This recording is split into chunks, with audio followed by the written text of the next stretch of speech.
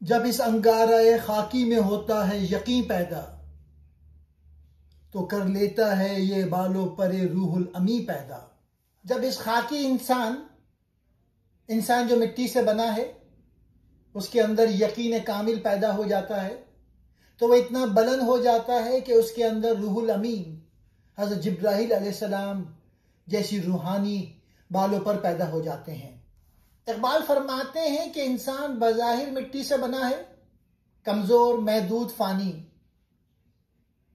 مگر جب اس کے دل میں یقین کامل پیدا ہو جائے تو یہی مٹی کا انسان فرشتوں سے بلند ہو جاتا ہے۔ یعنی ایمان اور یقین وہ طاقت ہے جو انسان کو خاک سے افلاک تک پہنچا دیتی ہے۔ یہی وہ روحانی انقلاب ہے جو انسان کو خالق کے قریب کر دیتا ہے۔ یقین ہو تو مٹی بھی آسمان چھو لیتی ہے۔ اے ملت کے لوگوں، اگر تیرے خاکی جسم میں موجودہ دل میں عشق کا شعلہ جل جائے اور تو یقین کی منزل پر پہنچ جائے تو پھر تو بے سر و سامانی میں بھی حضرت جبرائیل علیہ السلام جیسی قوت پرواز حاصل کر سکتا ہے۔ انگارہ خاکی انسان، اس کے دل کے سوز کی بنا پر انگارہ کہا۔ بالوں پر روح الامی حضرت جبرائیل کی سی قوت پرواز۔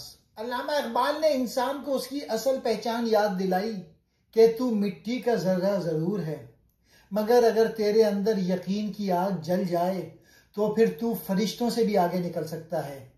جب انسان کا دل یقین سے روشن ہو جائے تو اس کی پرواز زمین و آسمان کی حدود کو توڑ دیتی ہے۔